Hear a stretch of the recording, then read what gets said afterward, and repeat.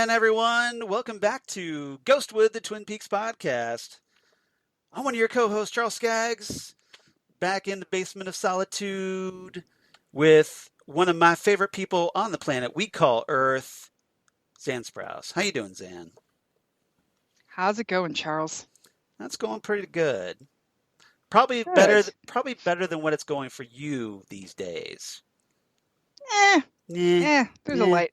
There's a light at the end of the tunnel. Well, that's good. That's which that's very optimistic. Yeah. I'm a little nervous about it. I have to have We are recording this on February 13th. Yes. And I have to have surgery on February 17th. So next time we talk, Charles, it will be post-op for me. So for the schedule this week, that means 14th, Valentine's Day tomorrow. I'm taking my wife Lori out for dinner. We're going to the Bonefish Grill. So nice. You gonna get some bang bang shrimp? No, I'm getting the fish and chips with the tempura fish and chips. Right. I don't know why I thought you would eat bang bang shrimp. It has garlic. Well, I like shrimp, but I don't like garlic. So I know. Like garlic. I don't know what happened to you. Well, apparently I'm half vampire, so I can't handle the garlic. So, dude, I am literally Romanian. Okay, that is no excuse. All right. Well, that's why I can't see your reflection in the mirror. All right. So that's what does it. Yeah. So that's the 14th. The 16th is my dad's 85th birthday. 85. That's amazing. Happy birthday, Dad. Yeah, so my dad turns 85, if you can believe it. And then, day after that, Xan has surgery. Yep, it's going to be a good day. It's going to be awesome. So, and then hopefully she feels a lot better. So hopefully I will feel much better. Yeah, we won't get into why she's having the surgery. No. It's lady surgery. We'll just leave it at that. Lady surgery. All right, that's lady surgery.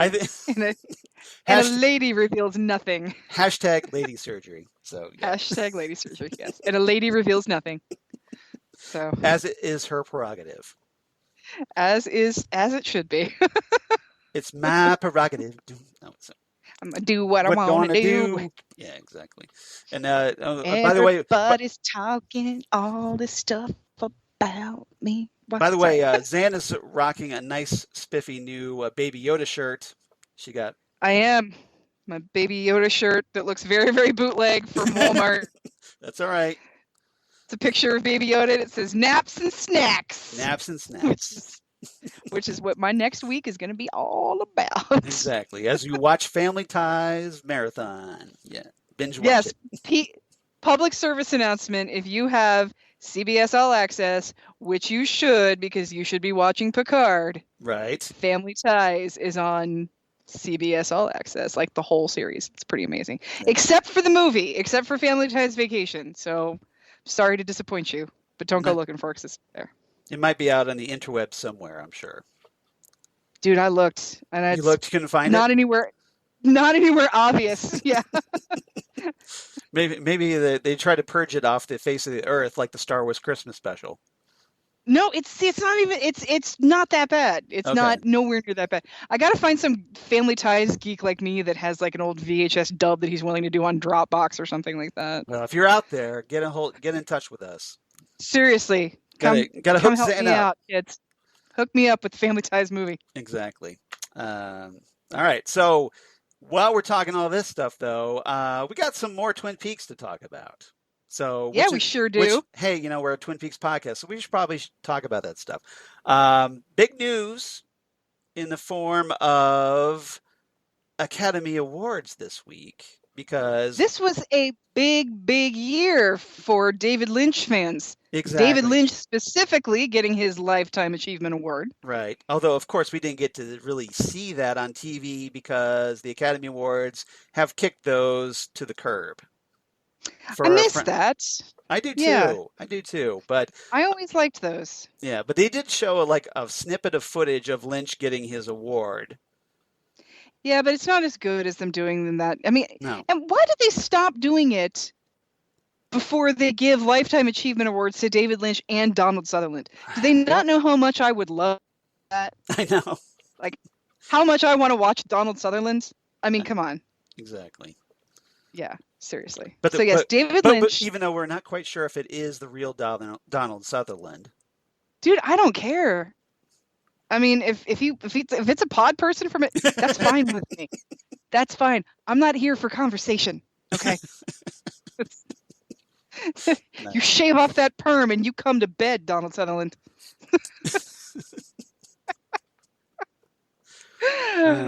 But okay, so not only did David Lynch. Yes, so David Lynch was awesome, even though like we already kind of knew that because hey, they had the awards like back in 2019.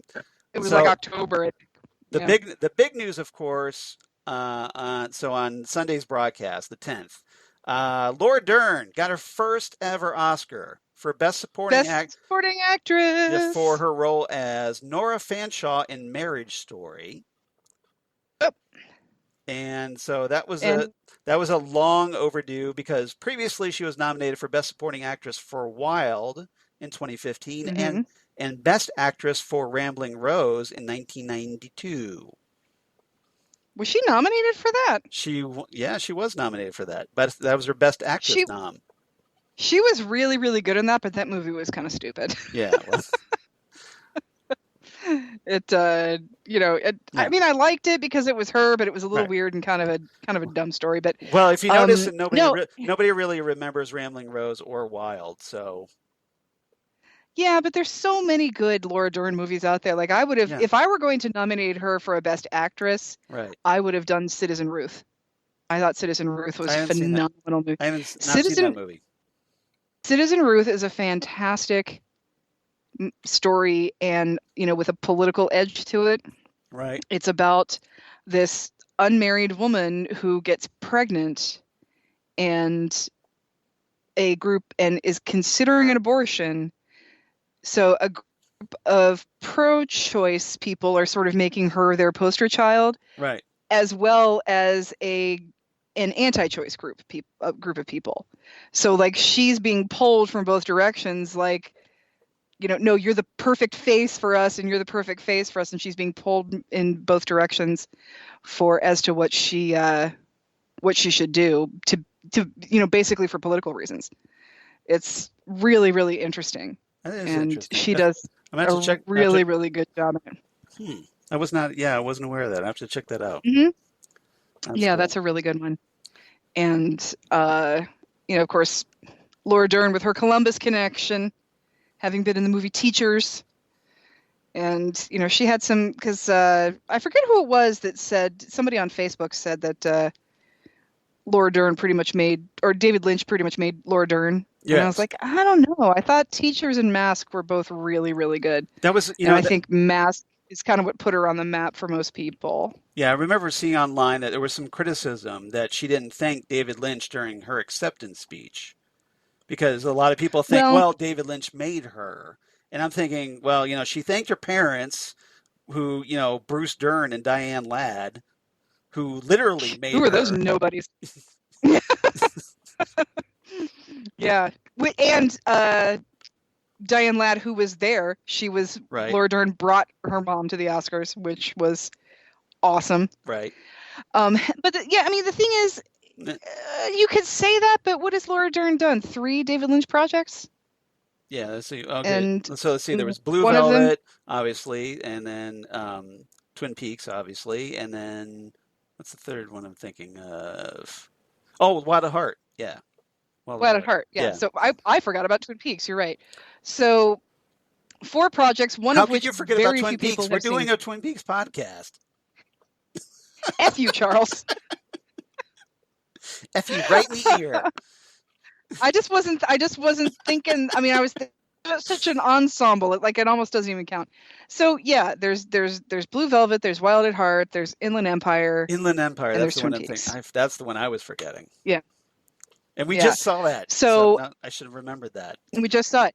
And as fantastic as Inland Empire was, and as wonderful as Laura Dern was in it, it's not a particularly accessible movie. And Laura Dern was Laura Dern when she made it. Right. So if it wasn't much of an acting stretch, is what you're saying. No, I'm saying that Laura Dern was the name that she is now when she made. It's not like Inland Empire is what made her famous household name, Laura Dern. If Laura Dern is going to thank anyone for making her a household name, it should be Spielberg.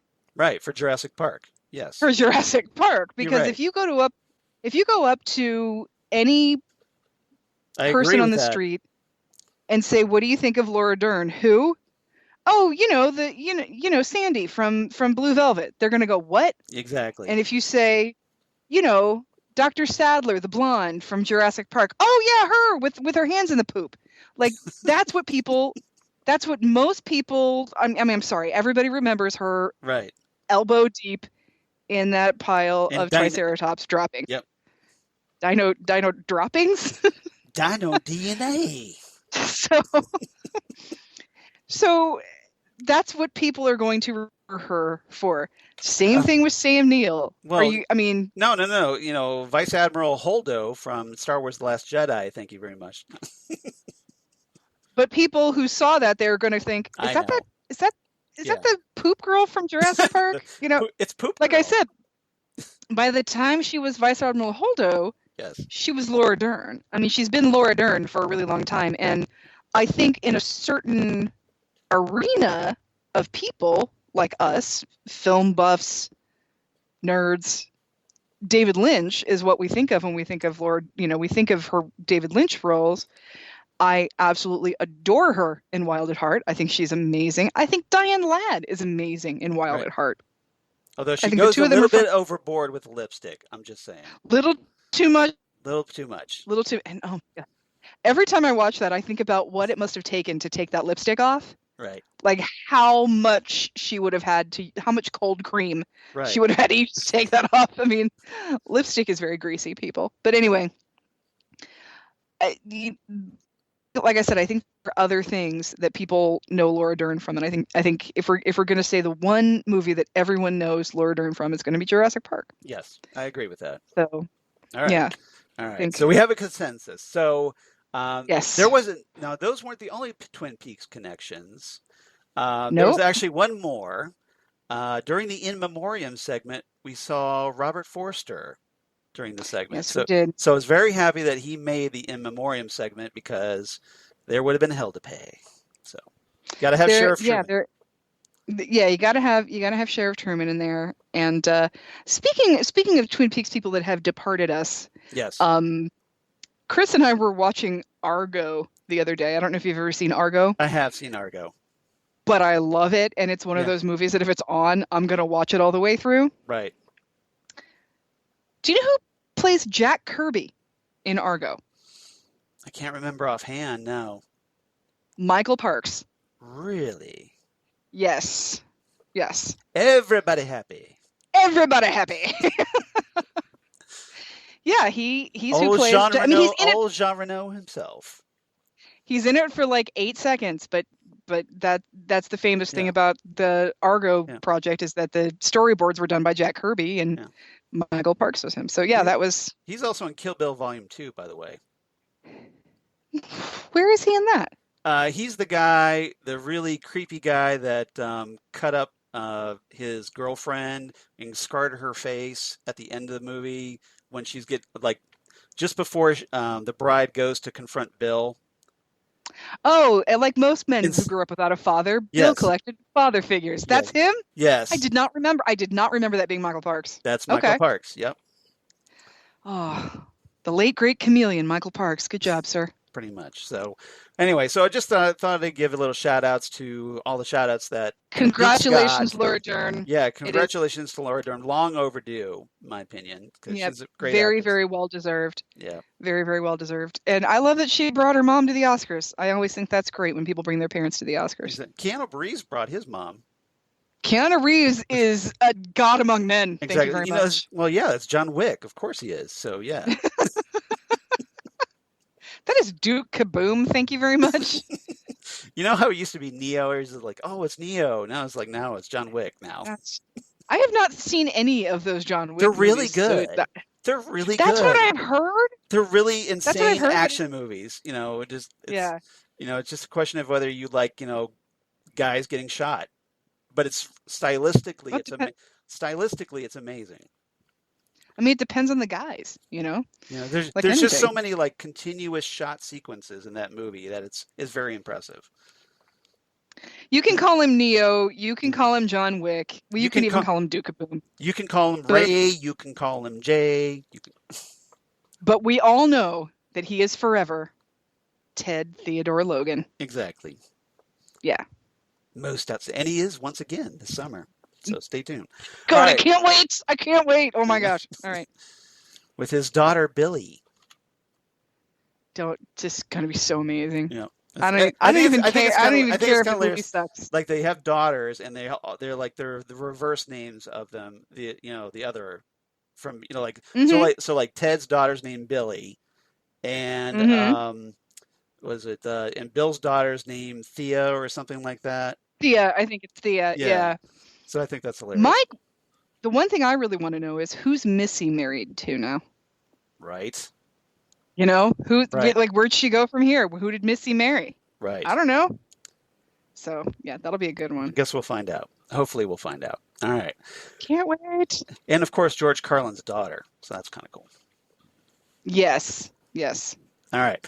So remember last time, way back in episode 67, about 5 years ago, when we covered From Z to A Part 1. Well, we're back and Mm-hmm. finally going to talk Part 2. So we should probably talk about that.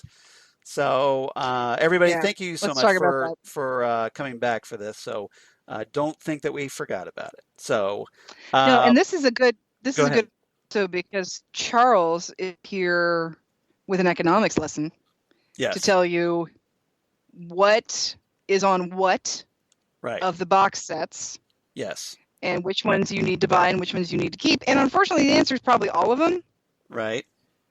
But what do we got going on, Charles? Okay, so basically, in this 21 box set that we've already talked a little bit about, I think we've mentioned this, but I think I mentioned this last time. Essentially, what it is, the contents. It's the entire contents of the original Twin Peaks, the entire mystery set. The original first Blu-ray set that we got of the Mhm. original series and Fire Walk with Me that was released back in 2014. So it's those 10 discs, and then and that's that little compartment, fold out, accordion fold out. That's the first one. The second one is all the return discs that were in the a limited event series collection that we talked about here on Ghostwood in episode 27. If you remember that, that was back, on in 2017 or 2018, the beginning of that we talked about, and the set came out in 2017. So essentially what From Z to A is, it's both the entire mystery set and the a limited event series set and a couple of new discs from the return.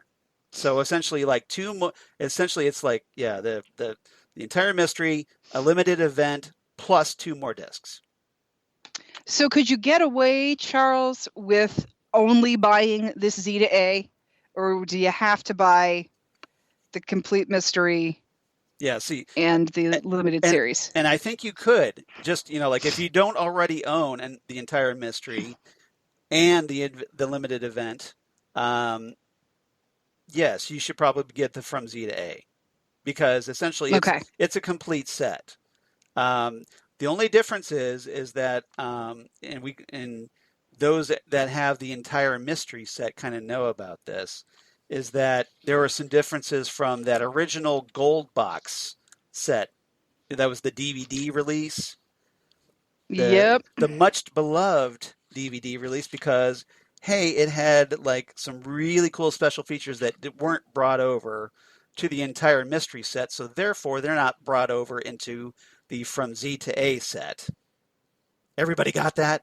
I know it's confusing. Everybody getting this so far? Yeah, I know.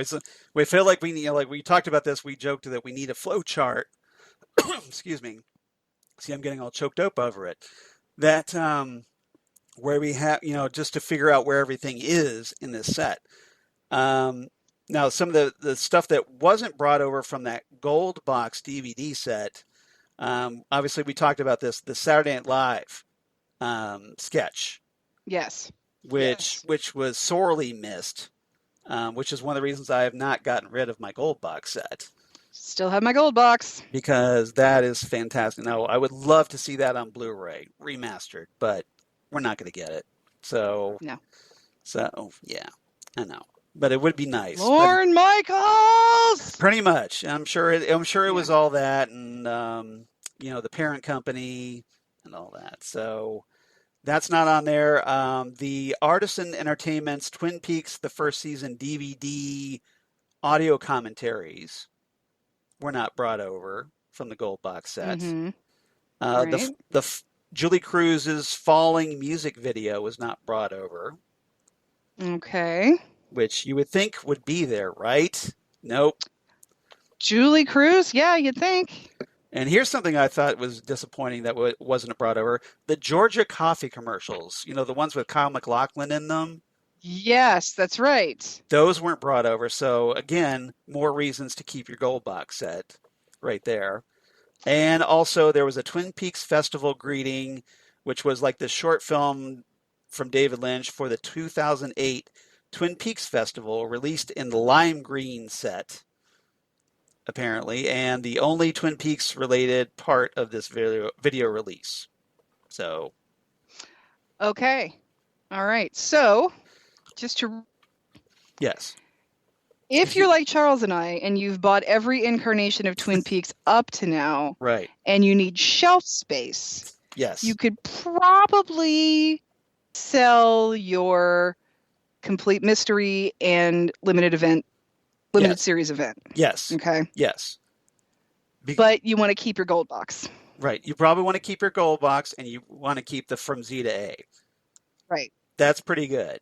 You would pretty much That's a pretty good, yeah. Yeah, you would have everything. Yeah. So if you're looking for shelf space, you're looking for a little extra cash, whatever, you could probably, sell those older limited event series sets, like Xan said, and the entire mystery set. Okay. And still have everything.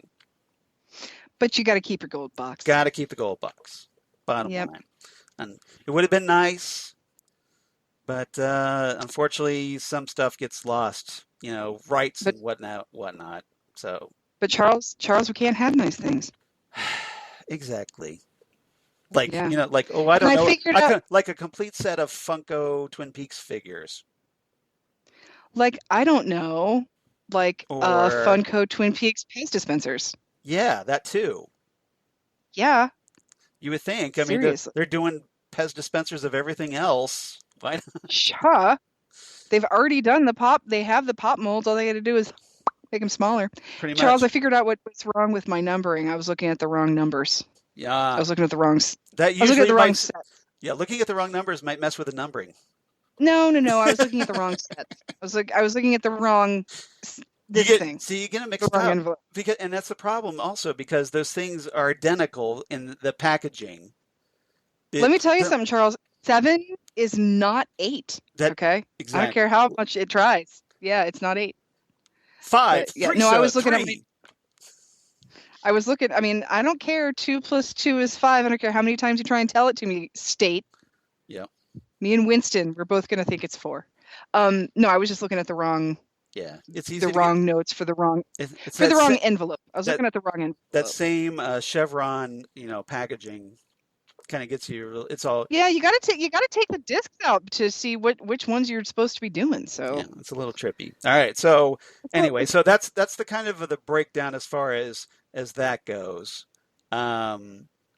So we now Xan wanted to talk about, there's some stuff on the entire, just for the sake of organization, let's just call the entire mystery section and then the limited event section.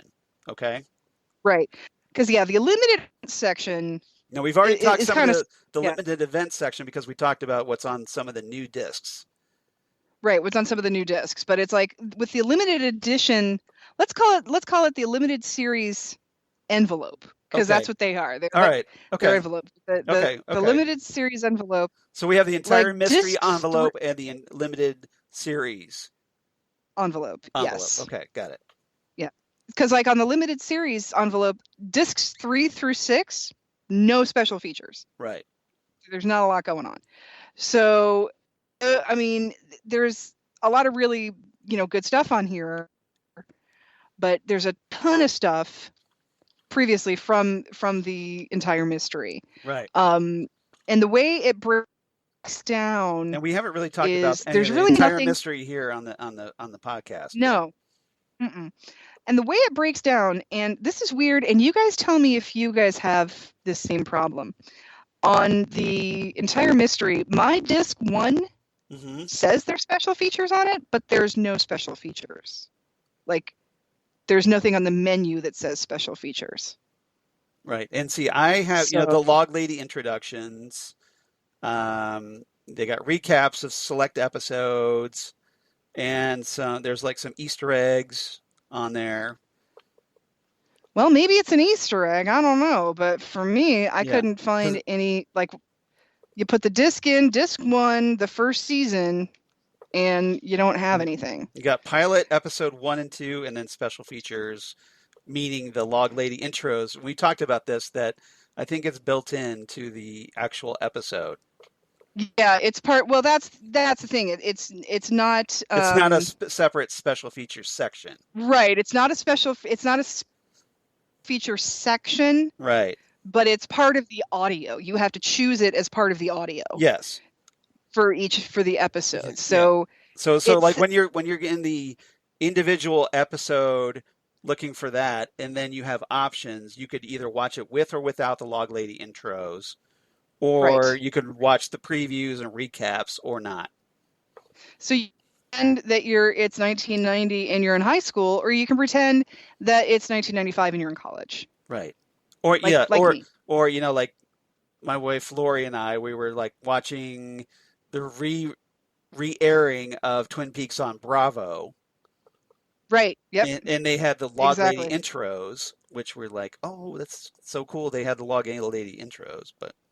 Yeah, I was in college, and that was the only way I could get the episodes without spending money I didn't have on VHS box sets that were hard to find. And so I was watching them. Even if I had to go to school, I would set up the timer and have my VHS. I hate that DTS menu. I hate that little. Oh, so annoying. It's like, fine. I get it. You have great sound. You don't have to show us every single disc. Yeah, see here we've got play all episodes or setup, and there's no other. Right, so you go into episodes. And if you pick a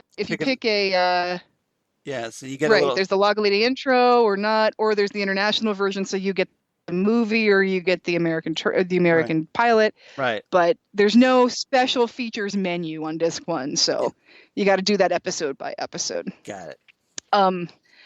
Disc 2 is interesting because they have those the Lucy sneak peeks for the next week. Yeah. And in retrospect, I think they give too much away. Like there's one where you see naked Audrey in bed in Cooper's bed, and you're like, that is literally the last frame of this episode. Like, literally gave the entire episode away. So I thought that was kind of ridiculous. And because that ends the episode. Yeah, that ends the episode. So I think that's kind of silly. That's essentially the cliffhanger. Yeah. Disc 3 gives you a slice of Lynch, which is where we first learn of the origin of Kyle MacLachlan's nickname Kale. Right. Which is because Dino De Laurentiis, the late great Dino De Laurentiis, could not pronounce Kyle, so he called him Kale. Yes. Personally, I think it's awesome because it's Kyle and Dale put together. It's Kale. And then on a different one, different documentary, you find out that Kyle calls Lynch DKL for his initials. Yeah. David Keith Lynch. So he calls him DKL, and Lynch calls him Kale. Yes, I think that's adorable. Disc 4 has some deleted scenes and some outtakes. My favorite thing about the deleted scenes is you see a groundbreaking ceremony on the Great Northern, and they're using golden shells. Really? I didn't catch that. Yes, they are Good, using golden shovels. good catch. Well, It's amazing. well, actually, now that I think about it, that's traditionally for, groundbreaking ceremonies. That's traditionally a golden Yeah, shovel, because I know that, right. with my job, we've had some fun, like I work with, for an engineering design firm in real life, and Hmm. we've had times where we've had these ceremonial shovels for groundbreaking on like water plants and whatnot, and they're Hmm. these golden looking shovels. So yeah. I know. Are they two coats guaranteed, They're not two Charles? coats though. That's the thing. Yeah. So see, this is why you got to get your Dr. Amp shovel. So Yeah, you got two to get you, coats you, guaranteed. do you, I just when I saw them using golden shovels, it just made me laugh. I That thought is that was that is hilarious. fantastic. That is hilarious. Disc 5 has the Return to Twin Peaks, which is a featurette on the on the fan festival, the convention, Yeah. and which is fun, but boy, does it really! It's trying so hard to like set itself apart from being like from other geek festivals, Yeah. but it's exactly a geek festival. Well, sometimes you got to embrace that. You just got to embrace that what we're doing is geeking out. Exactly. I mean, that's kind of what we do here, right? We embrace our geekiness over Twin Peaks. That's exactly what we do. Now, disc 5, and of course, I'm using disc numbers from Z to A. You're good. You're good. Because it's the same thing. It's the same thing. Yeah, it's the same stuff. So disc 5, what's super cool about that is they have this interactive location guide. Yeah. That tells you where everything is. So if you ever do make it to Snoqualmie Falls, right, you can sort of use this as a guide as to where you need to check out and what you should look for and what you should Google. Of course, be respectful of private property, but this is a good place to start from. Nice. And then they have the the 1-900 messages that you could call, which I remember the ad for that being in the back of Rolling Stone. Yeah. That you could call and get the messages for, and then the Lucy bumps at the end of each episode, those are pretty good. What's interesting about this group of of the Glastonbury archives is that apparently Mark Frost originally wanted Robert Forster as Sheriff Truman. Wow. That's awesome. So obviously that's why they considered him for Frank Truman. Yes. When if I'm guessing, they probably tried to get Michael Onkeen, but Onkeen for whatever reason didn't want to or wasn't able to. And so they're like, well, hey, remember we talked about Robert Forster, I'm guessing. That's what they did. Let's get I heard that and I was like, what? And that would not have resonated with me when I watched the original the first time when the Blu-ray set first came out. It wouldn't have struck a chord with me. I'd been like, yeah, whatever. Okay. You mean that guy from Mulholland Drive? Sure, why not? Right. But now that it's like, oh my God, and he did become Sheriff Truman. This is so great. And he did such a great job. So obviously Frost knew what he was talking about. Frost knew what he was talking about. Absolutely. And but yeah, this is the Glastonbury Archives. That's actually something I find very interesting about the return stuff we'll talk about Frost. Yeah. Remind me to talk about that because it's kind of intriguing. We'll talk about that. All right. But Go ahead. So the Glastonbury Archives is the late great Craig Miller on the phone with Mark Frost. Right. And just a little bit of trivia for you, Charles. Yes. Craig Miller did multiple publications, not just Wrapped in Plastic. He was the person that created Wrapped in Plastic magazine. Yes, which I have several issues of still. As do I. Yes. He also did a magazine called Spectrum. Oh yeah, that's a big fan magazine. Yes, very for sci-fi. Yeah, it's a big fan magazine. Yeah. Yeah, sci-fi, creative writing. Comic, fiction. Yeah, all that kind of stuff. Yeah. Well, if you're ever interested, and you can dig up the May 1997 issue of Spectrum. Mm-hmm. Guess who's on the cover of that one? Who? Chris Sprouse. Really? Really? Yes, it was. Craig Miller Craig Miller interviewed Chris Sprouse around the time of Splinter of the Mind's Eye, when Oh yeah, when they adapted that, yeah, for when comics. Chris Sprouse Yeah, Terry nice. did the comic adaptation of the novel Splinter of Nice. the Mind's Eye. That is awesome. So, I loved yep. that novel as a kid, by the way, Yeah, and because that was the I first think the original Star Wars novel. Yeah, it was great. first original Star Wars novel, and it was all we could get for a while. Yeah, Like, well, yeah, because we still had to we, wait for Empire. So like this was like the year. I want to say it came out like the year after Star Wars came out, and everybody I was think it was just '79. like hungry as hell for Star Wars stuff. And even that, it was like between Return of the Jedi and even the Timothy Zahn books. Yeah, We had Splinter of the Mind's Eye, we had the Han Solo novels, and we had the Lando novels. yeah, And that was like it. I mean, yes, we had the Ewok Adventure, but no, that doesn't we count. didn't. Yeah, nobody wants that. Nope. So no, I thought that was super cool. That Mark Frost originally wanted Robert Forster. I thought that was a neat little tidbit to go back and find that out. Disc 6 is postcards from the cast, and it's tons of the cast Interviews, just giving right? little mini interviews, and they're all really great, and I highly recommend listening to all of them. Mm-hmm. But a couple of the ones that stand out for me were Michael J. Anderson, how people would come up to him and try and talk backwards to him in real life. Like, they'd see him on the street and they'd try to talk like Twin Peaks talk to him. Why do you people do that stuff? I don't get it. Yeah, it's like, what? Like, leave the poor guy alone. And then Wendy Roby was talking about how when she was reading the script, she thought she was auditioning for some sort of Lewis and Clark show. Like, Interesting. yeah, some sort of show about Lewis and Clark. Okay. And then maybe that's why Lewis and Clark made it into the Twin Peaks, the secret history of Twin Peaks book. Yeah, probably.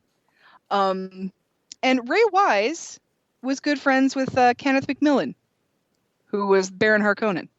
So. Oh, really? So this whole David Lynch crew just keeps intertwining with each other. It's almost like this, it's its own little subculture. Yeah, of actors. Yeah, it's its own little vacuum of right. own little island unto itself. A little incestuous, but yeah. Yeah, exactly. And again, I'm going to preface this with, if you are in trouble, there is help. It is out there. Abuse is never okay. No. If you have to reach out to me and Charles, that's fine. Exactly. We are here for you. Exactly.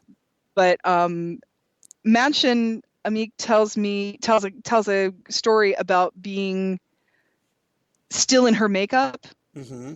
her abused wife makeup, and having to like go get gas. And she said people would come up to her and try and say, "What can we do?" And I thought that was wonderful that people were that conscientious about it. Yeah, because obviously this is after her being, beaten up by a sock, soap in a sock by Leo. Soap in a sock. Yep. Yep. Mm-hmm. But yeah, she's like, no, I just haven't showered. I'm an actress. It's fine. But I thought that was a nice little. At least people cared. There. That's cool. There are still faint glimmers of humanity in this barbaric slaughterhouse. Of course, that was how many decades ago now. So yeah. Still, yeah. But still, I think that's wonderful. Before the dark times. Then also before the Empire. Before the Empire. Yeah. Don Davis is an adorable man. I'm just going to say it. He's just adorable. Yeah. But we also, and Charles, I thought you found this really interesting too. We find out how Al Strobel lost his arm. Yes.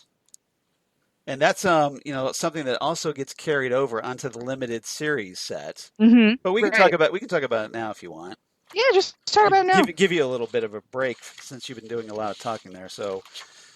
Like I said, this also shows up later on the limited edition or limited series envelope, and apparently, the story is, and this is something that he tells Lynch. How he lost his arm. And so we find out, at least according to Al, 60 years ago, this is, coming from the limited series that I'm coming. At the age of 18, Al had this really fast car, and apparently he was coming home late at night during winter in Madison, Wisconsin.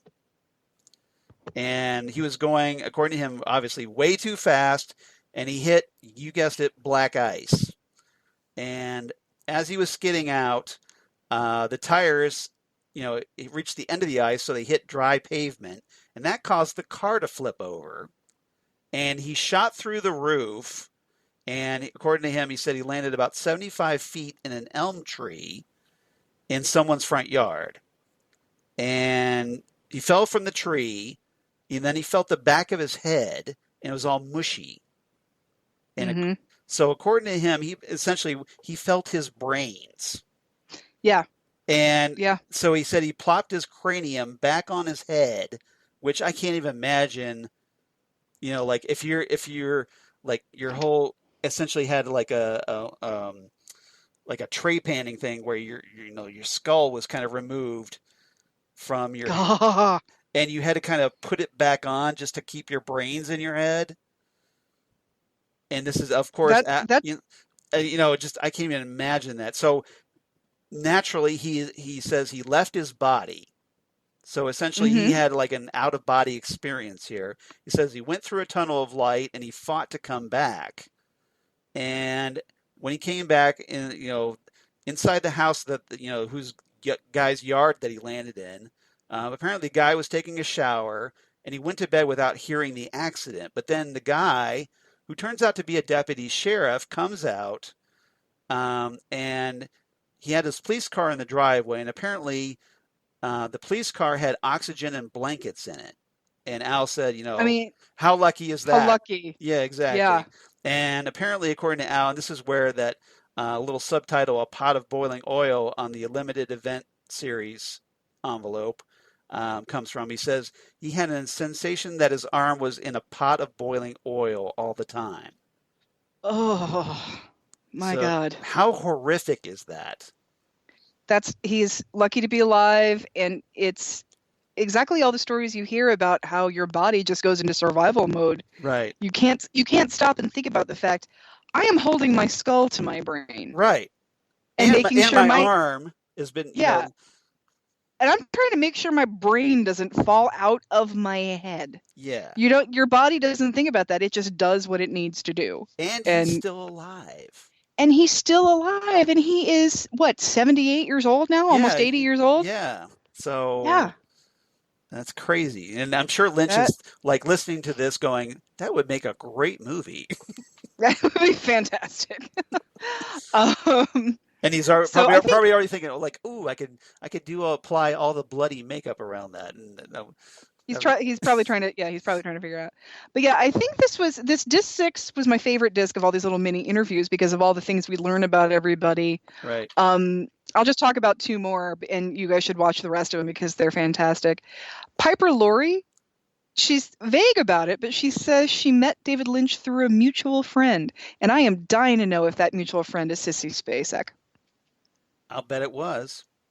Because Sissy Spacek, of course, being married to Jack Fisk. Right. And playing Piper Laurie's daughter in the Carrie. And of course, Sissy Spacek being one of the, essentially the financial... being the money for Eraserhead. The funding source for Eraserhead, yeah. Yep. So. Yeah, exactly. So I was, when she said that through a mutual friend, I'm like, I am wondering if that is Sissy Spacek. Would not surprise me. Would not surprise me. And then the one last thing I wanted to mention about this is that Amber Tamblyn has the greatest pair of shoes in the history of shoes, I think. Because Tamblyn tells a story about how they were at a party and she was 8. She was 8 years old and just walked around and had everybody sign her little pink Mary Jane shoes. So she's got, she's got Frank Silva's autograph on her shoes. How much do you think that would be worth? Holy crap. Oh my gosh. I mean, for Twin Peaks fans, those would go for $5,000. Easy. Yeah, pretty much. I got to think. Yeah. Easy. Yeah. Yeah. So, Especially and then considering they how have some more. many of those actors are no longer with us, sadly. How many are no longer with us? Exactly right. And so, yeah, there's some more promos on here, and it just reminds me of, the network shuffle. Back in the day when you used to watch TV Right. on a network, like just, you had it, and it would be like, now Twin Peaks at its new time, and And things would get shuffled around. you have to And hunt for it and like look through your TV yeah, guide, because back in the day you had just had a TV guide magazine that either came in the newspaper once a week, yep. or Hmm. if you're like, seriously a big spender, you bought the TV guide magazine. You got a subscription You to got a subscription to, Ms. yes. Ms. Chenandler Bong bought the subscription to TV Guide, and you were able to figure that out. And I don't know about you, Charles, Yes. but I remember getting the TV Guide as a kid and going through and highlighting it. I never highlighted, but I still have some of my TV guides, believe it or not. Oh, I'm talking about the one from the paper. Like I never Yeah. got TV Guide. Oh, okay. But yeah, like occasionally I would get that too. Like I would use both, yeah. because sometimes like one, like one listing like in the TV guide wouldn't have a description, but the one in the newspaper would, or vice versa. Mm-hmm. Exactly. So, and TV Guide had pictures and stuff like that. Like I am not going to sit here and tell you I didn't have pictures of Michael J. Fox from TV Guide taped on my wall, because I did. Yeah. So, TV Guide had a little bit more in it, but the one from the newspaper, you were sure you would know what was on Right. where you were.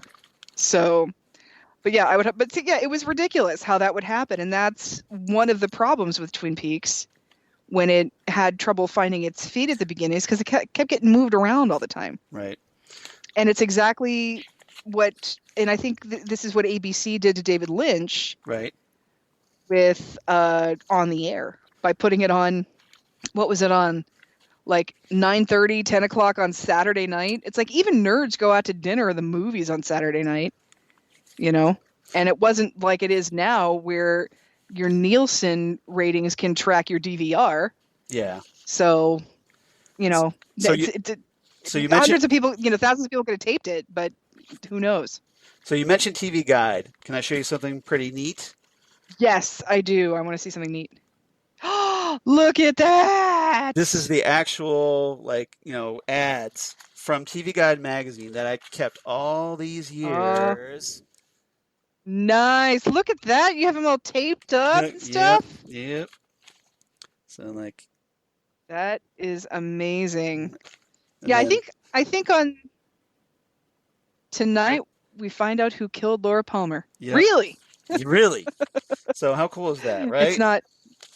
That is super cool. I forget what anniversary of it was. Yeah. But I posted that on some June 10th. I think it might have been the 25th anniversary. That some June 10th I posted that, the shocking finale one. I found that online and I posted on Facebook. Yeah. So yeah, I got a bunch of these still, along with. I think that's awesome that you still have those. I dug these out. I got a bunch of my old clippings of old Twin Peaks stuff, and I really should scan these, like Rolling Stone's article, and oh my gosh, I should really scan these and post these on our site. I wish I still had. I had a picture of Kyle MacLachlan on my school notebook that I just cut it out of. I think it was Redbook, actually. Right. I just cut it out and put it in. I had one of those notebooks that had the little slot you could the visible notebook, where you could slide something in. Yeah. And so, and it was what was funny is that a trapper keeper or something. No, just a regular binder, but okay. It had the clear film around it where you could slide in. Yeah. Yeah, they threw a little sheet of plastic over it so that you could slip stuff in. Yeah. You could slip stuff in there, right? And so I would always make collages or stuff and put that on my notebook. And so I had Kyle MacLachlan on there. But what was funny about it is that everybody kind of laughed at it because it was a double-page spread where he was on the right and the article started on the left. Mm-hmm. And the article was titled, "But Can He Bake a Cherry Pie?" but the word pie was on the page with his picture. So this whole year, I carried around a notebook with a picture of Kyle MacLachlan and the word pie at the top.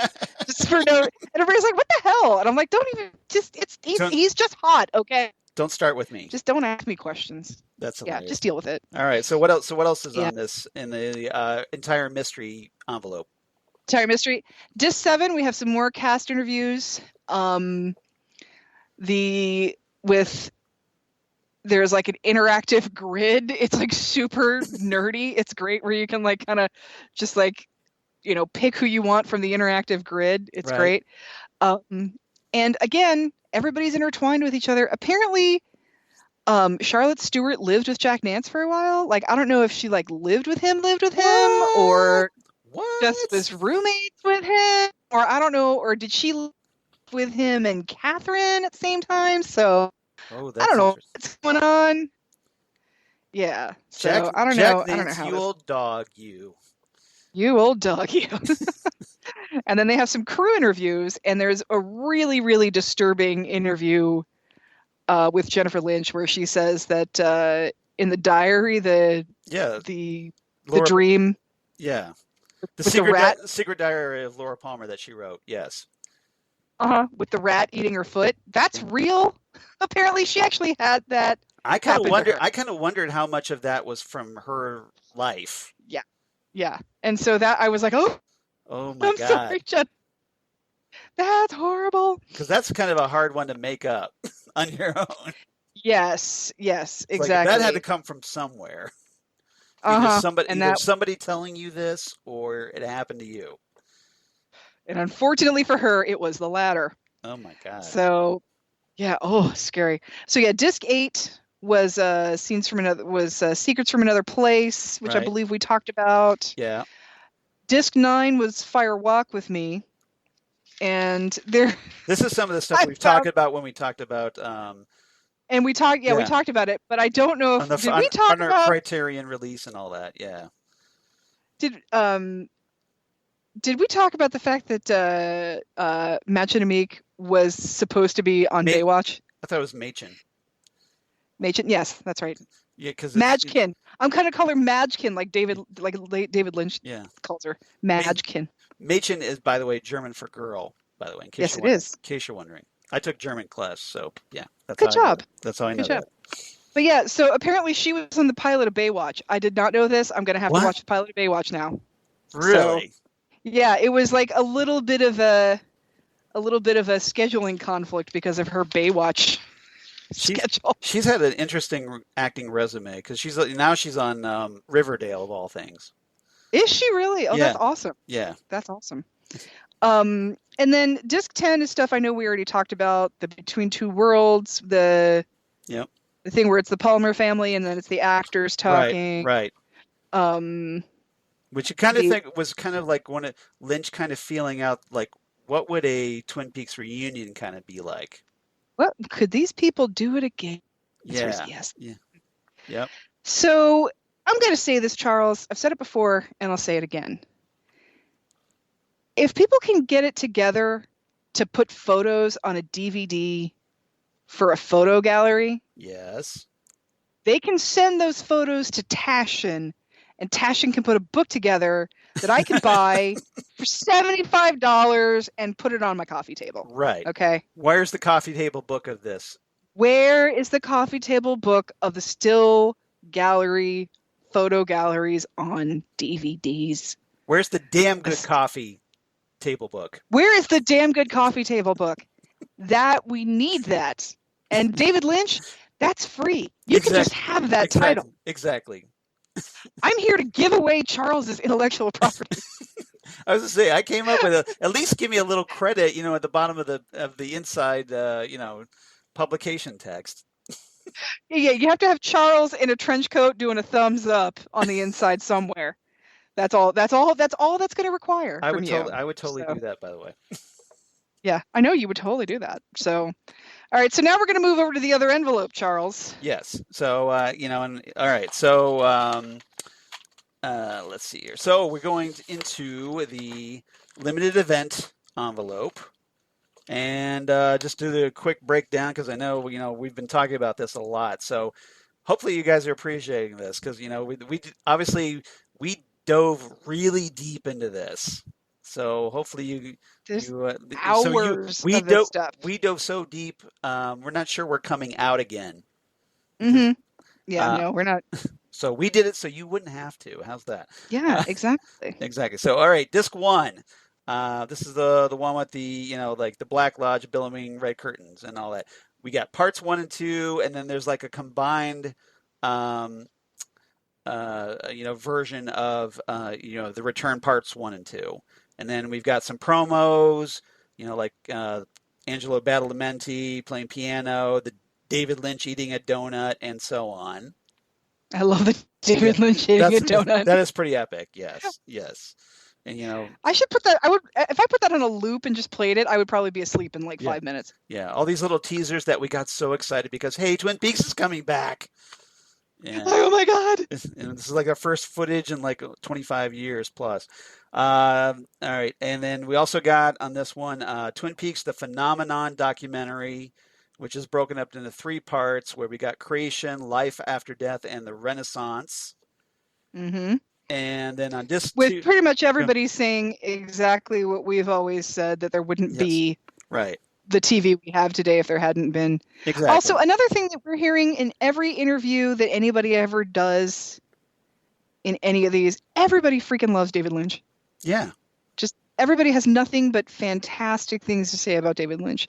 So all those people out there who think he's as weird as his movies, no, he's just a really sweet guy that makes really good stuff. Exactly. Now, one of the things I found really interesting about all these, the limited event stuff, is that you see obviously tons of stuff with Lynch. You don't see Mark Frost at all. He is completely missing from and I find that really interesting. Yeah. Like, where is Mark Frost? Like, people talk about him, but there's no proof that he actually is still alive. Is he writing season 4, maybe? We don't know, but I don't know. Or maybe he's just, a recluse that doesn't like to be on camera. I don't know. Maybe somebody out there knows.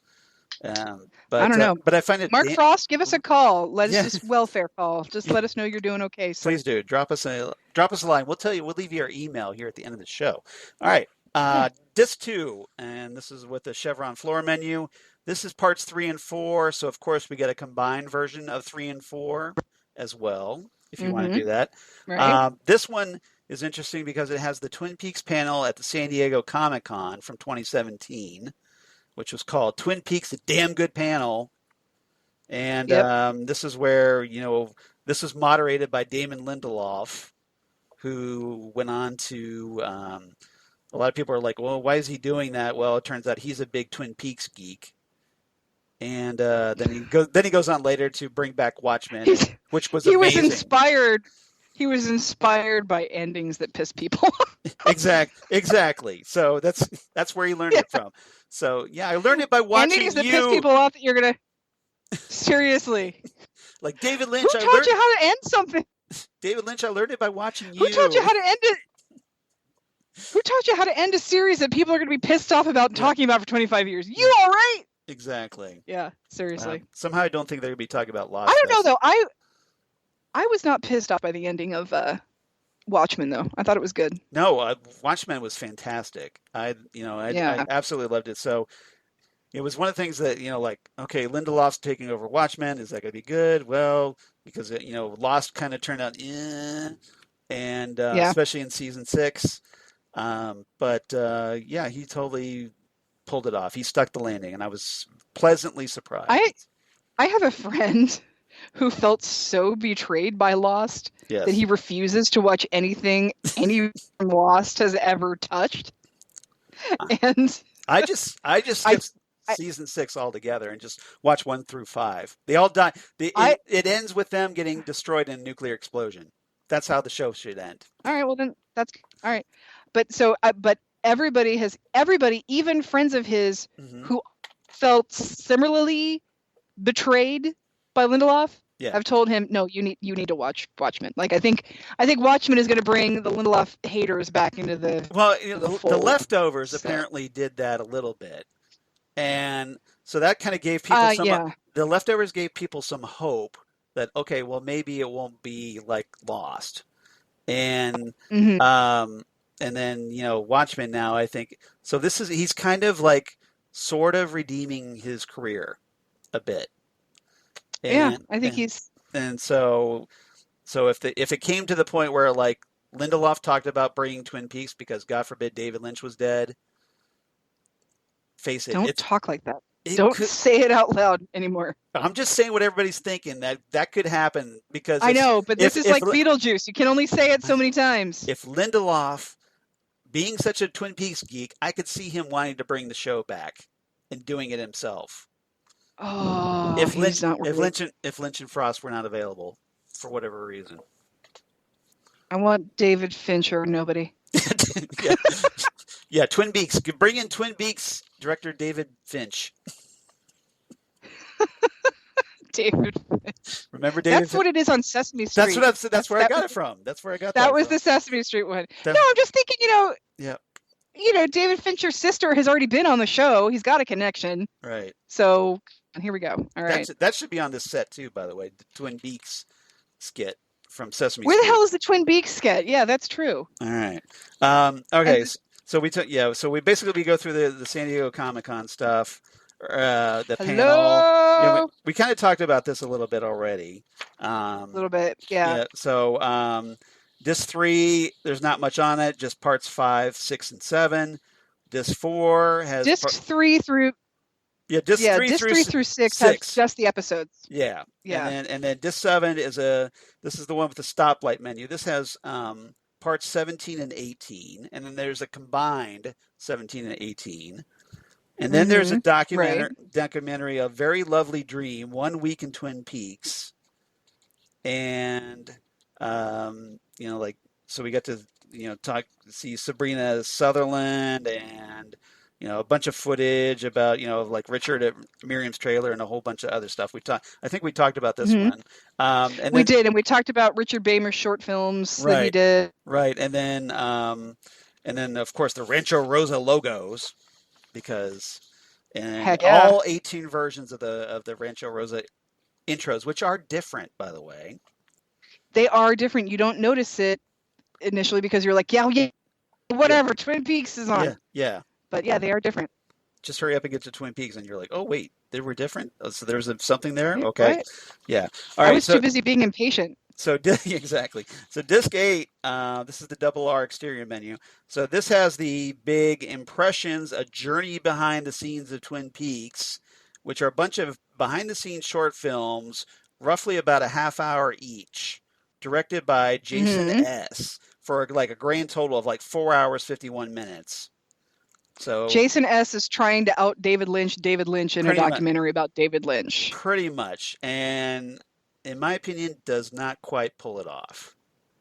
I don't think he pulls it off. I think it seems a little too consciously trying a little to too be David forced. Lynchy. A little too forced, yeah. Yes, exactly. Like I'm trying to be, weird and quirky, and it seems a little forced to me.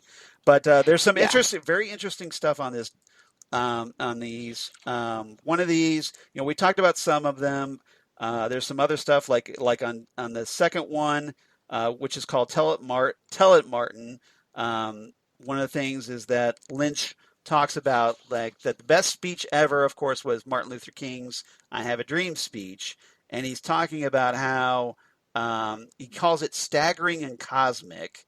And he wants to know who the woman was that was standing behind Martin Luther King as he was delivering the speech, who yells, "Tell it, Martin," that apparently inspired Martin Luther King's delivery, because apparently, according to Lynch, like, Martin Luther King started off very slow and kind of understated, and then didn't really find his voice until that woman shouted out.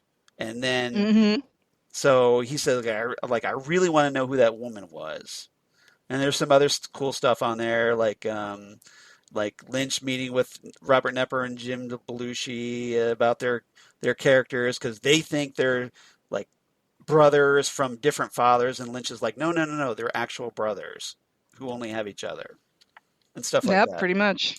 And Candy and yeah, Mandy and Sandy, yes, exactly, yeah. Sandy, yes. So there's like about I 10. want to call them. Yeah. I always want to call them Carla, Marla, and Darla, like from the Great Muppet Caper, but that's not. I know that's not right. Exactly. So there's like 10 of these, and they're, like I said, about a half hour each.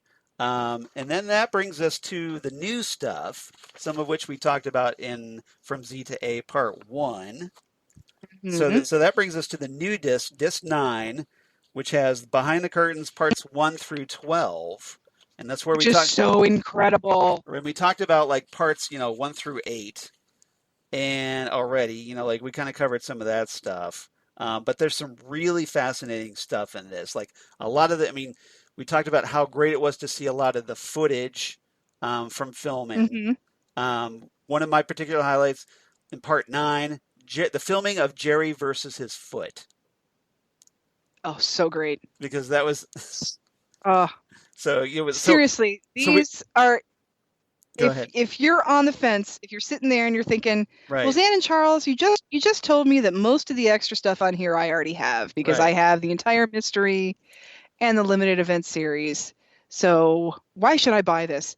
Just for 2 new discs. Behind Well, guess what? but behind the curtain is Yes. like worth $100 of this disc easy. Yeah. Like, Yeah. because some of these are like almost as long as the episode. Yeah, because these are also like a roughly about 20 minutes each, and there's Yeah, 18 of them. So yeah, on 2 discs. So there's a lot of yeah. behind the scenes filming That's stuff. that's And 6 hours, you guys. Six exactly. hours of behind the And yeah. it's only like the barest minimum of what they could Oh theoretically yeah. give us. But anyway, so there's like, there's stuff like, like the no lunch in the conference room Chad stuff, and which I thought was great. Use the ladies' room, Chad. Candy hunting the fly. Oh, Uh, Candy and the Fly. yeah, that was great. Gordon, Gordon with the French woman played by Berenice Marlowe. The kind of woman that makes a guy wish he spoke a little French. Exactly. Like the slot machine addict lady with the Mitchums, and all kinds of Sarah Palmer in the grocery store. How cool was it to see Grace Zabriskie doing that? Um, Oh yeah. and then, like all the great raps of everybody. Oh, the conga line. That was fun. Uh-huh. The arm wrestling scene where Mr. C, like, essentially, like, arm wrestles Renzo and then punches his face, caves in his face. That's in there. The Woodsman, of course, like Naito in a cell, the Woodsman at the convenience store. Lots of great stuff on this. I mean, we could go on another 2 hours just talking Oh about all this. yeah. Easy. So, Oh yeah, it's fantastic. so that stuff's great. Highly recommended. And of course, it all ends up, with the final episode, the big cliffhanger from the return. So we get to see, like Cooper finally at the Palmer house, Mm-hmm. doing the What Year Is This? We get to see, Sheryl Lee's screams, and apparently there were 3 of these that she did, even though Yeah. they only used one, but she did it 3 times. So just very cool to And see all that. if you remember, that caused phone calls to the police department. Yes, Um, that right. people, and they had to put The out an neighbors, order. yeah, The neighbors, they had to put out an article saying like something's being filmed here. We right. don't want to talk about what it is, but don't worry if you hear weird sounds. And and anybody who knew anything about that house knew that it was okay. We're back for Twin Peaks, but Right, right. and in on not to jump too far ahead, but on disc 10 with the interview with Kyle MacLachlan and Sheryl Lee, Yeah, Kyle MacLachlan talks about how phenomenal that scream is that she yes. does. That he says even talking about it now, it puts the hair on my neck up. Well, I mean, So that was one of the things when we were fortunate enough to meet Sheryl Lee and Ray Wise. Like as I was, getting my autograph from Sheryl Lee, I'm just like, we are and I'm speaking in the plural, like you and I. Um, we are in awe mhm. of your screams. We've talked about them on our podcast, and just Numerous times. Yeah. just that, and she talked about, like how she has to prepare for it because, otherwise she's going to blow out her vocal cords. So it's a whole Right. process, which I can totally understand considering how unearthly these screams are. Um, And yeah, she's asked in the interview on Disc 10. I'm sorry to keep jumping ahead here, but yeah. she's asked, like, did they use one over and over again? And she's like, no, I just have to scream all the time, Yeah, it's great. I which I mean, thought was pretty funny. yeah, there's that talk with Kyle MacLachlan and Sheryl on Disc 10 that Zan's talking about. That's like an hour and a half. Yeah, So and it's about lots of good it has stuff. lots of good stuff and a lot of stupid stuff that got on my nerves Yeah, well, in that interview. so the moderator for that one is Christine McKenna, who's Lynch's biographer by all apparent Right. things these days. So she asked some really Hmm. good questions, but some really inane questions. I agree with you. She does ask some good questions, and the thing it made me realize is I get kind of I would rather watch something like Behind the Curtain Yeah, than ask an actor directly about their process, because I think you really realize in the interviews with Sheryl Lee specifically, yeah, and Kyle MacLachlan as well, talk about their process for getting into a character or what they have to do to prepare. And it's all really very, very personal and based on feeling. It's well, all a mental process. There's well, not a lot especially with of, Sheryl, it is. yeah, especially with Sheryl. It's not like doing a lot of Jake LaMotta kind of stuff. Like, well, I had to gain 60 pounds for this one, or Right. I had to lose 30 pounds for that. There wasn't any of that kind of stuff going on with this. So the preparation was extremely personal. And so the questions feel invasive sometimes. The one thing that really bothered me that McKenna asked was she compared Dale Cooper's chaste nature with Palmer's sexual nature, and about how her sex life is kind of what gave her problems. Right. Yeah. Yeah. And I was really, really happy that Sheryl Lee kind of just shut that shit down Yes. immediately. Right. Because she's like, okay, Laura is 17 and she is a victim of abuse. She's a victim of sexual abuse. Right. She's not a sexually promiscuous girl. She's abuse. Yeah. And that's where her problems come from. Like, her having sex with Bobby and her having sex with James, that's not what's causing her problems. Her being a hooker for drugs Right. is her addiction. And it's all stemming from the fact that she was abused. And I really love that Sheryl Lee brought that up. She's like, it's not that Laura is promiscuous, it's that Laura is an abuse victim. Yeah. And I was glad she shut that down. Yeah, you definitely did get, at least I got that vibe from McKenna, that she kind of viewed Laura as a slut that got in trouble because of being a slut. And that's not what happened. No, and that's not what happened whatsoever. She got addicted to drugs because she was an abuse victim. Right. You know, her predilection for addiction came out after she had been abused since she was 12 years old. So, and I also didn't agree with, she talked about Agent Cooper's celibacy. Yeah. And I don't feel like, not to say that Cooper incel. Yeah. But I don't think Cooper was celibate because of any conscious decision. I think Cooper had a traumatic experience, and then he got a new job in a town where he doesn't know anybody. Right. And he has a job to do. And then when he starts to get comfortable, then he's able to find a girlfriend. But when he first gets to Twin Peaks, I mean, Audrey notwithstanding, you know, we're not going to talk about Audrey. We're going to leave her out of it. Who's he going to hook up with in Twin Peaks? Right. You know, everybody's either married or too young for him, or, you know, There But wasn't any real even Heidi's. there wasn't anybody like comparable that would have been a good match for Cooper. The only person anybody even thought was single was Josie, and she was with Harry, the yeah, sheriff. yeah. Yeah. Now MacLachlan, So, Kyle MacLachlan, he does, he's the one that does say, to McKenna, he's like, Cooper was focused on the job. He basically was yeah. like I had when there's a case, Cooper just kind of doesn't, it just pushes that stuff out of his mind as far as, sex or women or anything. Yeah. He's just Like focused I on said, the he's got a task. job to do. Right. He's Yeah. very task oriented. He's got a job to do, and that's what he's going to do. Yeah. And I thought that was a strange comment to bring that up, that like, here's the, and it's almost like saying like Cooper has no problems. Cooper has loads of problems. Yeah. There's all kinds of stuff going on there, but I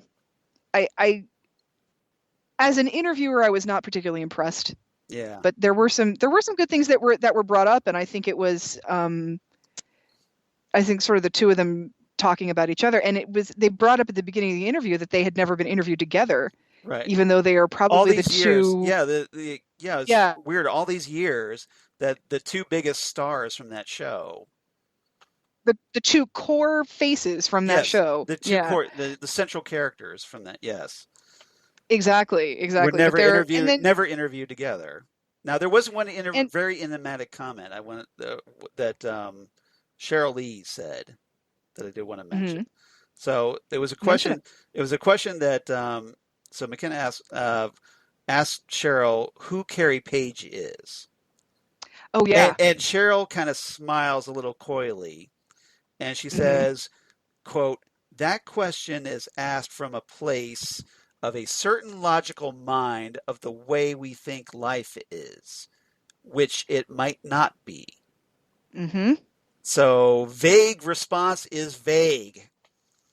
Yeah. And, it just... Yeah. It kind of, it kind of gives you, like, that's kind of like one of Cheryl's answers, her type of answer, like, kind of not really clear cut, not like a simple direct response. It's more of a feeling, of an emotion, or just something that's very ephemeral, I think. Right. And it kind of goes back when I was talking to Scott on his podcast, Scott Ryan on his Red Room podcast. Hi Scott. Hope you're listening. Hi Scott, how's it going? We need to get him on our show when we can get our crap together. But that's so hard for us. But when there's no holidays or lady surgeries. Anyway, hashtag lady surgery. When I was talking, hashtag lady surgery. So we were talking, and I was talking about the things that were, things I didn't like from the series and things I did like, and he just said, well, for me, none of it matters because I don't think any of this actually happened.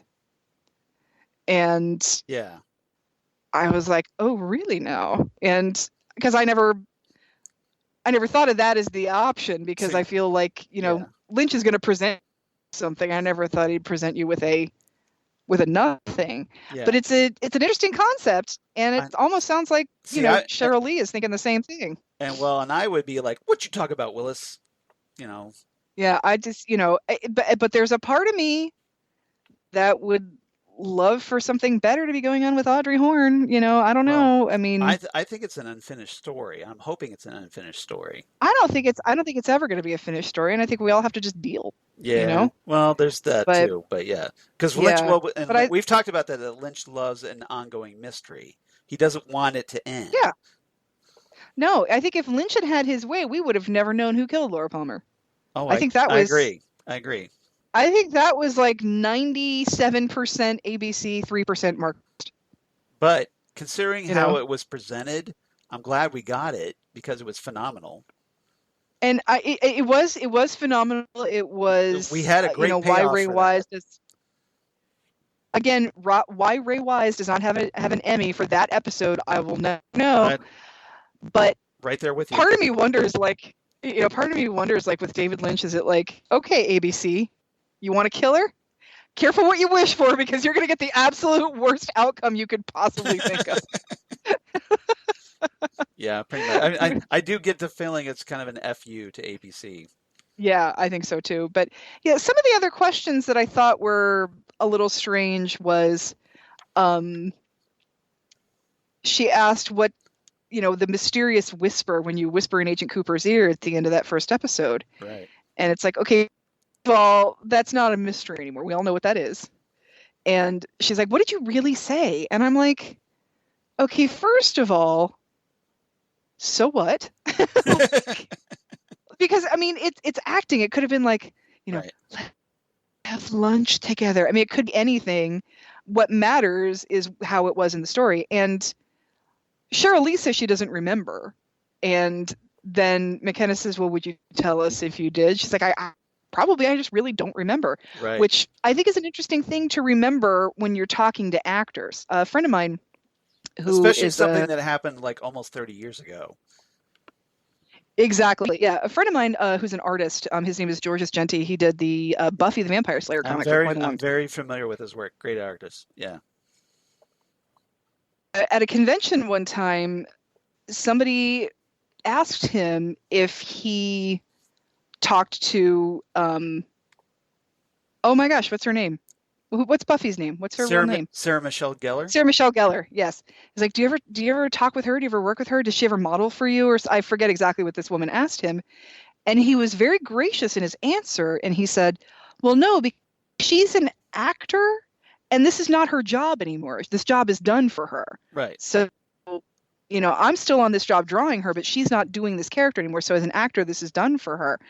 And I respect him so much for so many reasons, but for that answer, because it was a very gracious way of saying, why would I be talking to somebody who doesn't do this job anymore? And that's the thing you have to remember for actors. If somebody said to you, like if somebody said to me, and like I'm trying to think of 30 years ago, my job was babysitting.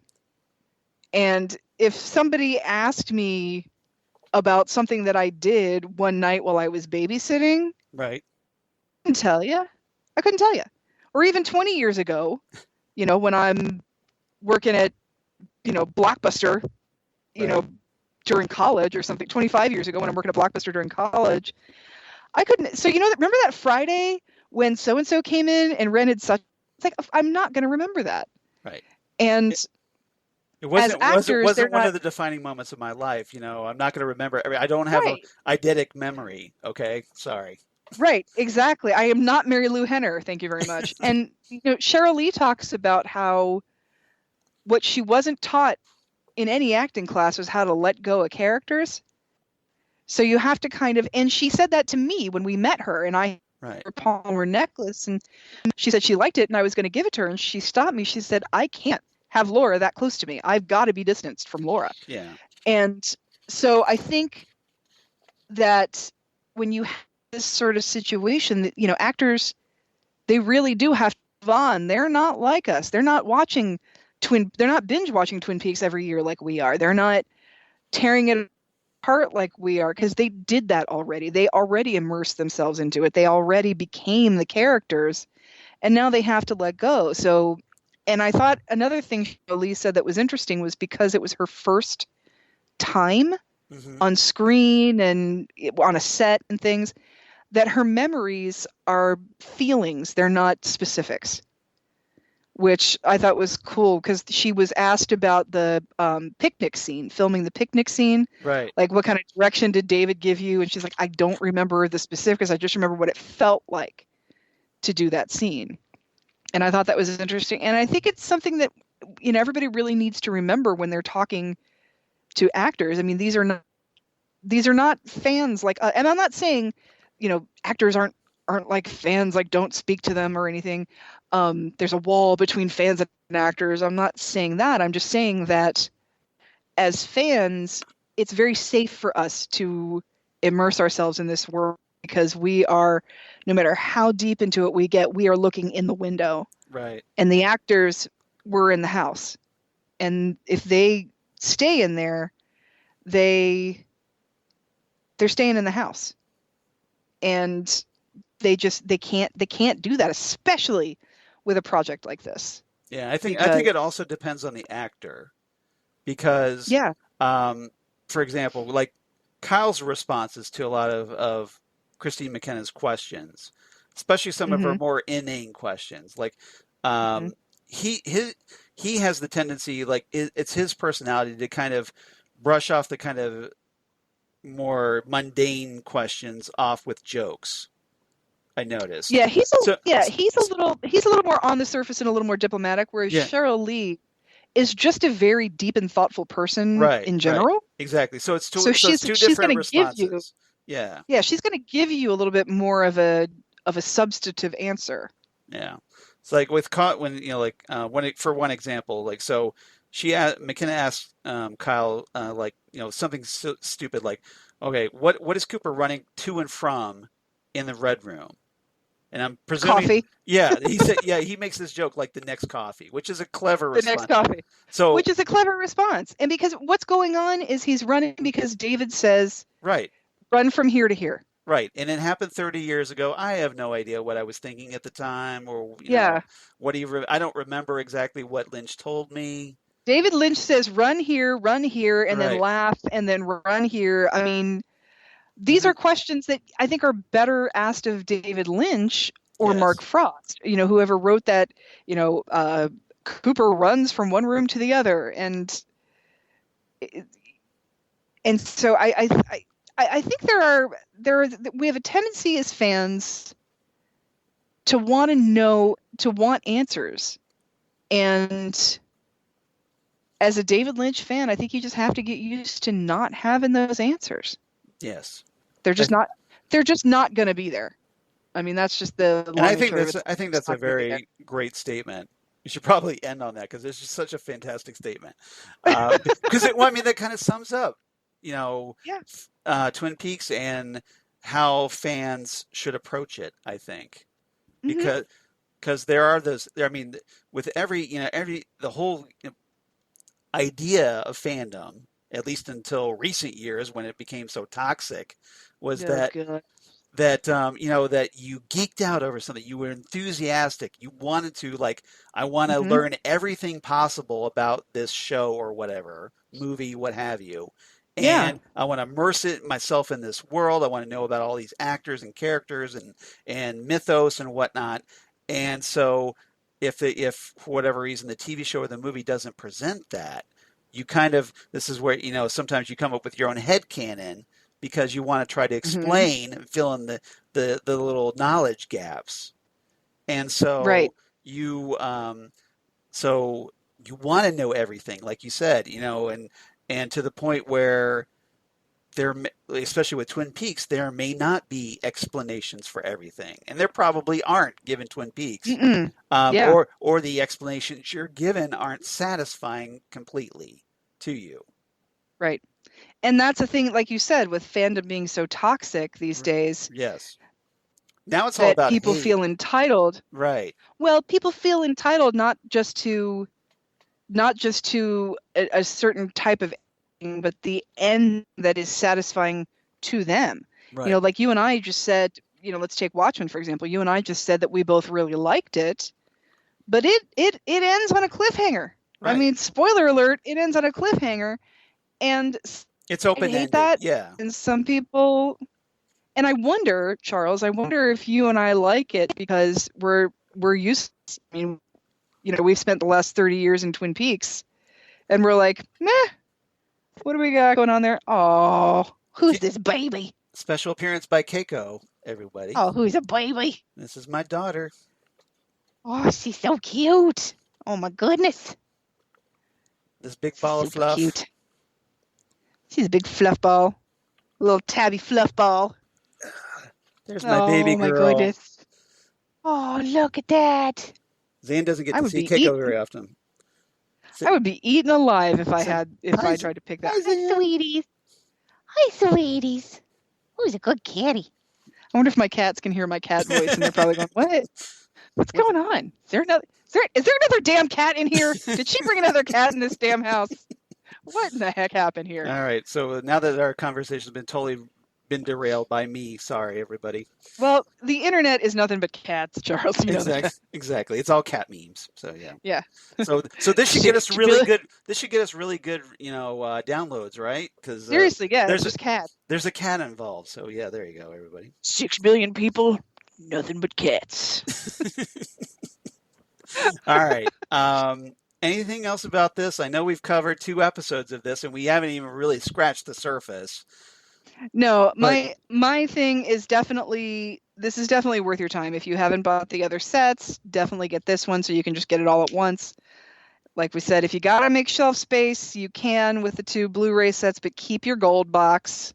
Exactly. But definitely get this, because Behind the Curtain is so worth it. I mean, Behind the Curtain and on the couch with Kimmy and Harry are amazing. I mean, Kimmy and Harry are now, I have a list of people in my head who have played couples in movies or TV and who I think in real life.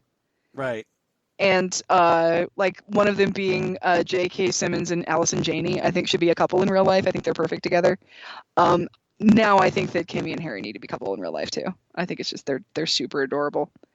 Either that or they just need to live next door to each other and like hang out in the garden every day, and then I can live in the house behind them and just come over every once in a while. So, or they at least need their own sitcom or something. That we need an Andy and Lucy spinoff. That was another sitcom. Thing.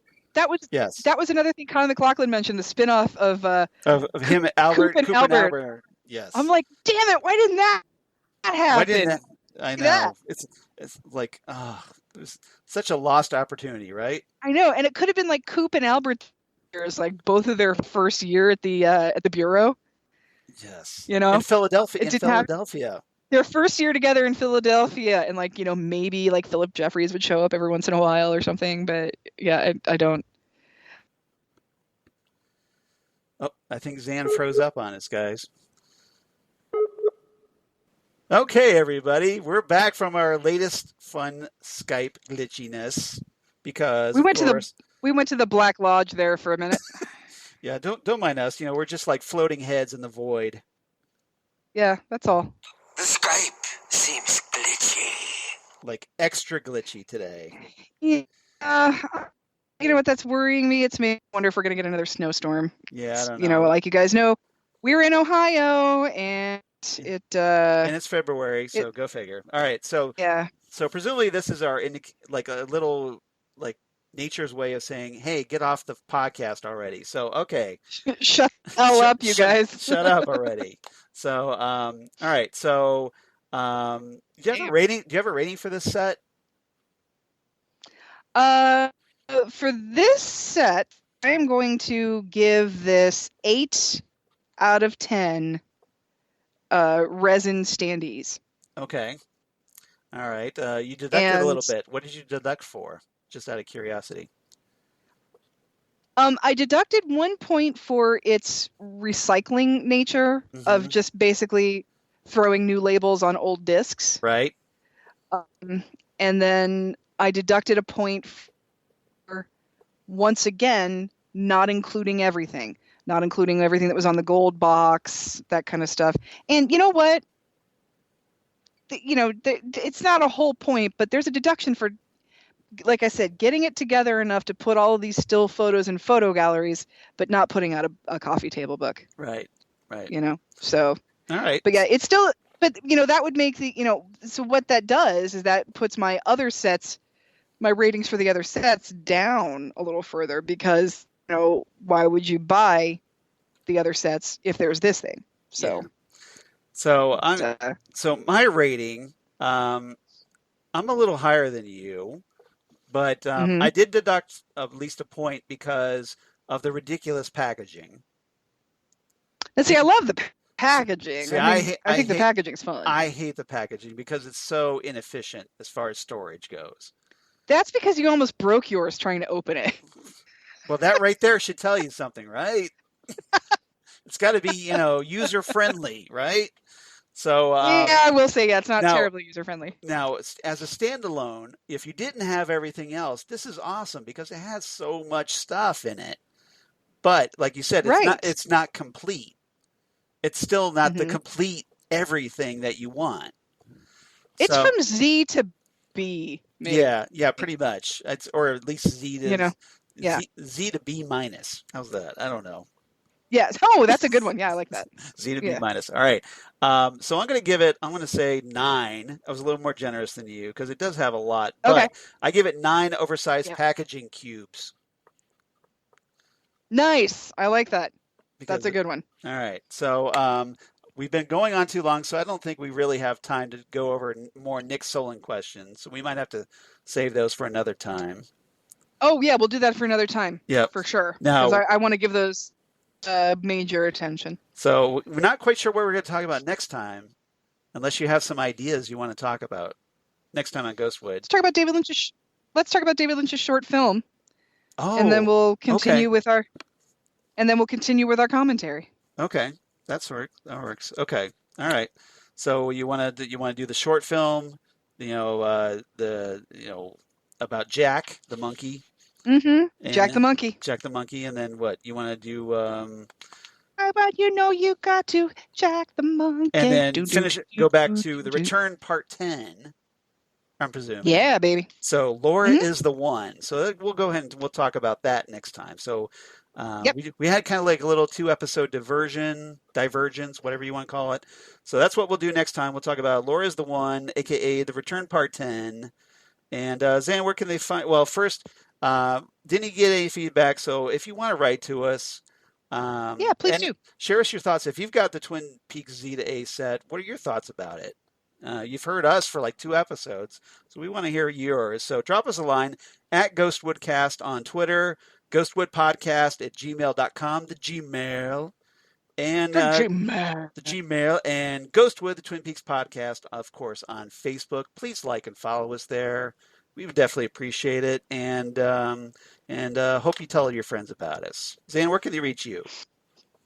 I'm on Facebook as Xan Sprouse, and I'm on the Instas and the Twitters as Udinax19. Nice. And I'll probably be extremely bored next week during my recuperation period, so I'll probably be posting a bunch of silly crap. So Cool. feel free to come hang out with me virtually. A lot of Charles, what about you? A lot of Twin Peaks shit posts, essentially. Twin Peaks, Simpsons, shit post, little Baby Yoda thrown in there. There you go. There you go. You know. Oh, I didn't tell you. You know what Chris bought me? What? The Babu Frick Funko figure. There's Babu Frick. Hey! Hey! Yep. Nice. Yep. All right, there So we I'm very go. excited about that. That is cool. All right. As for me, at Charles All right, Skaggs where can on- they find you, on- Charles? At Charles Skaggs on Twitter, at Charles Skaggs on Instagram, Facebook, of course, Charles Skaggs in Hilliard, Ohio, and my blog, Geeky Things. Damn good coffee. And hot. Damn good coffee and hot.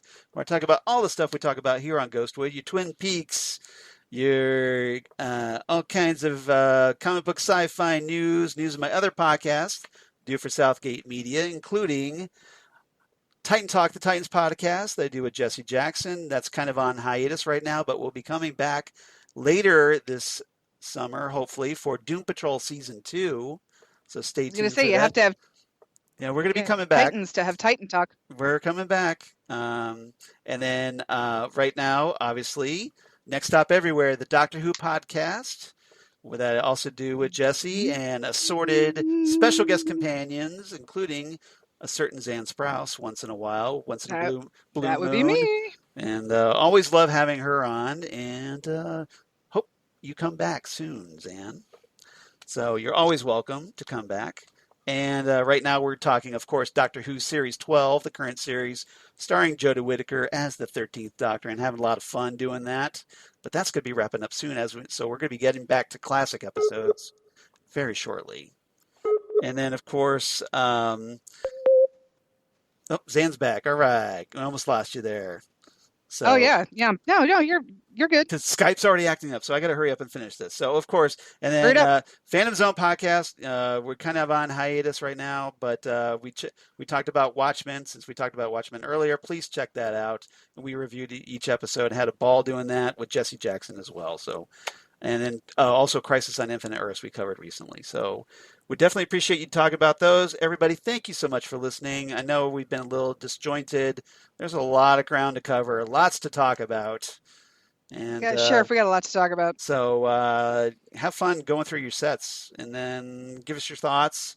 And come on back for next time for episode 69. 69, dudes. Oh, Bill and Ted again. Yay. For Laura is the One, a.k.a. The Return Part 10. And we'll see you next time right here at Ghostwood, the Twin Peaks podcast. Goodbye, everybody.